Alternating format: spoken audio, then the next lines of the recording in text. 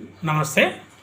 రాష్ట్రంలో ఉన్నటువంటి ఇంజనీరింగ్ కళాశాలల ఫీజుల పెంపు పైన రాష్ట్ర ప్రభుత్వం ఒక ప్రత్యేక జీవో జారీ చేస్తూ జీవో నెంబర్ 6ను జారీ చేసింది.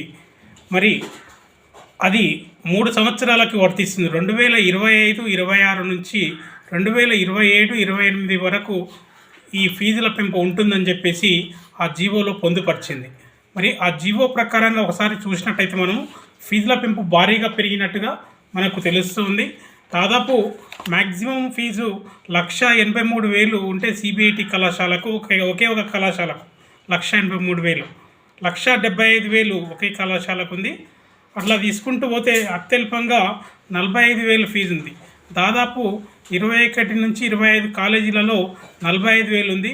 మిగతా కాలేజీలలో 45,000 నుంచి 70,000 ఉంది. కొన్ని కాలేజీలలో 70,000 నుంచి 1,00,000 వరకు ఉంది. కొన్ని కాలేజీల్లో 1,00,000 నుంచి 1,30,000, 1,30,000 నుంచి 1,50,000, 150 to 175 ఇట్లా డివైడ్ చేస్తూ కొన్ని కాలేజీలను పెళ్ళిగా తయారు చేసినారు. అంటే ఏ విధానాన్ని చూసి వాళ్ళు కాలేజీ ఫీజులను డిసైడ్ చేశారు? ప్రధానమైనటువంటి ప్రశ్న. అక్కడ ఫ్యాకల్టీకి 7వ వేతనం జీతం ఇస్తున్నామని చెప్పేసి ఆ సంఘం ప్రకారంగా జీతాలు పెంపు పెరిగింది కాబట్టి మరి మా ఫీజులు పెంచాలి అని చెప్పేసి రాష్ట్ర ప్రభుత్వంలో ఉన్నటువంటి టీఏఎఫ్ఆర్సీకి విన్నవించుకున్నారు. మేము అడుగుతుంది ఇక్కడ టీఏఎఫ్ఆర్సీని ఒకటే, అయ్యా వాళ్ళు ఇచ్చినటువంటి పత్రాలను చూశారు. ఓన్లీ పత్రాలను చూసి ఇవాళ లక్షల రూపాయల ఫీజులు పెంచారు. వాస్తవానికి ఏ ఒక్క కళాశాలలో కూడా వాస్తవికంగా పే స్కేల్స్ చెల్లించడం లేదు, తాత్కాలిక జీతాలు చెల్లిస్తున్నారు. అలాంటి పరిస్థితులలో ఏ విధంగా ఇవాళ ఫీజులు పెంచి విద్యార్థులపైన పెనుభారం మోపారు. ఒకవేళ ఫీజులు పెంచినట్టయితే అధ్యాపకులకు కూడా జీతాలు పెరగాలి.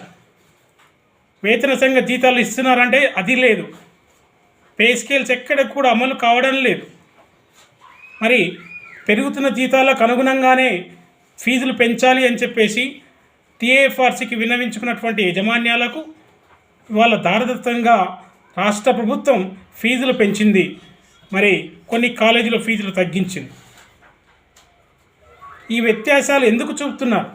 ఇంజనీరింగ్ అనేది ఒకే ఒక విద్య, సాంకేతిక విద్య. మరి ఆ సాంకేతిక విద్యలో వ్యత్యాసాలు ఎందుకు వస్తుంది? ఈ వ్యత్యాసం ఎందుకు చూపిస్తున్నారని చెప్పేసి మేము అడుగుతున్నాం ఇవాళ.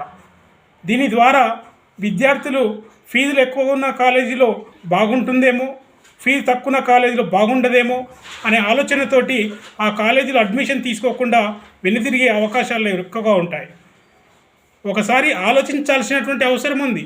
రాష్ట్ర ప్రభుత్వం ఫీజులు పెంచేటప్పుడు ఆలోచించి సరైనటువంటి నిర్ణయం తీసుకోవాల్సినటువంటి అవసరం ఉంది.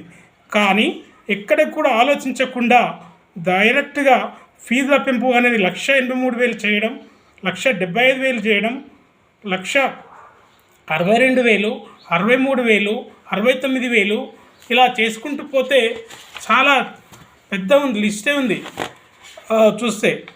మరి 45,000 ఎందుకు పెట్టారు? అలాంటప్పుడు వాళ్ళకి 45,000 ఇవ్వడం ఏంటి, వీళ్ళకి 1,83,000 ఇవ్వడం ఏంటి? అంటే ఇంజనీరింగ్ విద్య సమానం కాదా?